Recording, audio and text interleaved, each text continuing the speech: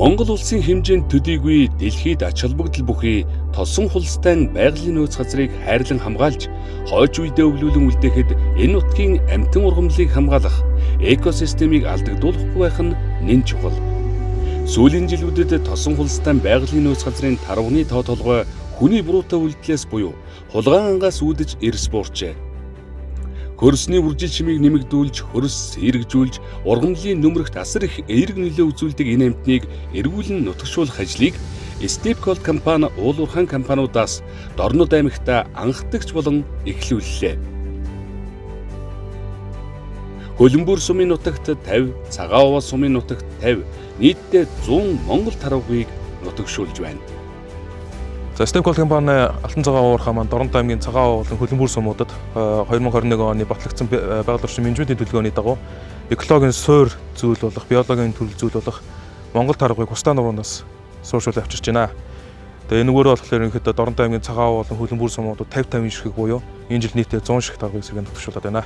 Хустай байгалийн сурц газар маань ерөнхийдөө Төв аймгийн Аргалан Алтан болон Баян гаврын суманд оршдог. Ерөнхийдөө газар зүүн байдлаас авч үзэх юм бол уулын хээрийн бүсэд байдаг. Ерөнхийдөө Монгол тарваг энэ зүйл тарваг улаан хэссэн ийм газар бий. Тосон хустай байгалийн нөөц газар маань бас мөн хустаатай адилхан уулын хээр хуссан ийм газар.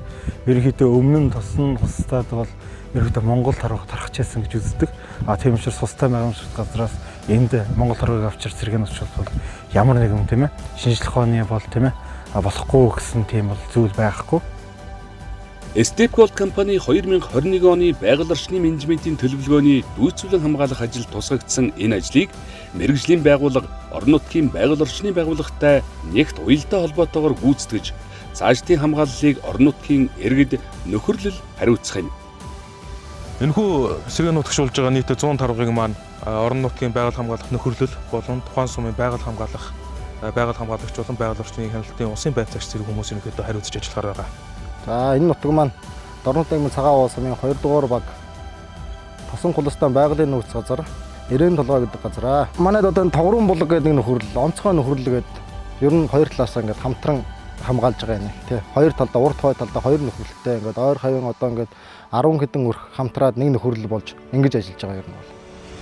Тарваг нутагшуулах газрыг сонгохдоо байгаль экологийн олон хүчин зүйлийг харгалзан үзэж, газар орныг судлахаас гадна байгаль хамгаалагч, нөхөрлөл, иргэдтэй ойр байх зэргийг тооцжээ.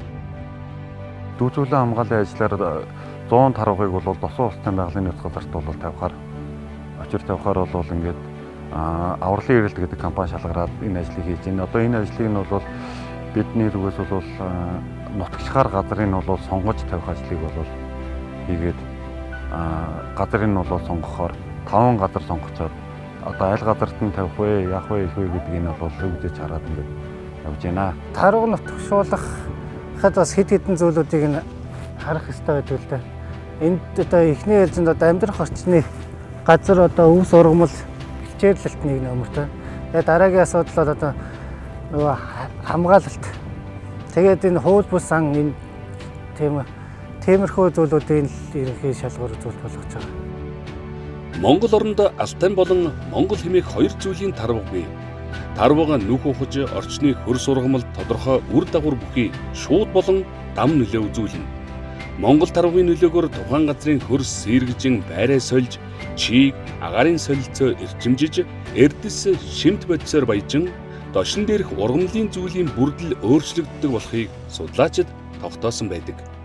Тарваг гэдэг маань өөрөө энэ газар нутагт байсан, одоо байхгүй болчихсон байгаа газар бол ингээ байршуулъя, нутагшуулъя. Энэ бол ингээд шаардлагатай юмаа гэдгийг бол ингээд Stepcold компани ингээд анх нутагшуулж байгаа дунд бол маш зөв зүйтэй алхам гэж ойлгож байна.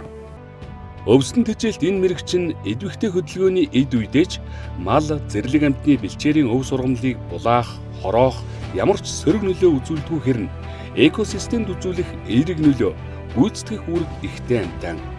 Нийт 900 толгой тарвагын ерөнхийдөө хүйсийн хувьд бол нэг харьцах нэг харьцаатай бол байгаа. За ингээд бид бол өнөөдөр амжилттай сэргээн нутагшууллаа.